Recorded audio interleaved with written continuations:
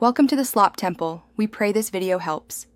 You begin by choosing the correct render engine because settings differ per renderer. I recommend Arnold for generality. Position your camera where composition and framing hit the target, then lock transforms to avoid accidental moves. Once placed, set focal length and film gate, and toggle depth of field only when finalizing.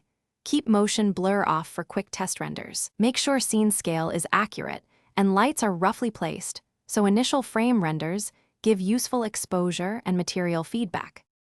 Now you move into render settings to control quality and file output. In the Common tab, choose Resolution, Aspect Ratio, and Frame Range. Set your file type to EXR Multilayer for compositing.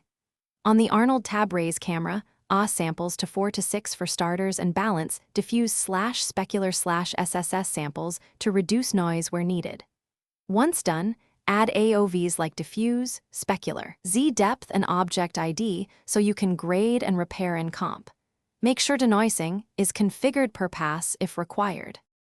To finish, perform iterative test renders. Use region render or IPR at low resolution to verify exposure, materials, and composition, then incrementally increase samples. Apply denoising after you confirm sample balance. Always compare AOVs to pinpoint whether noise stems from lighting, shaders, or reflections. If you encounter black frames or missing objects, check camera assignment, render layer overrides, and that the camera's visibility and far/near clipping planes include your geometry. One quick troubleshooting tip: reset render layers and reassign the camera to isolate the problem. Thanks for watching. Consider subscribing if we helped you.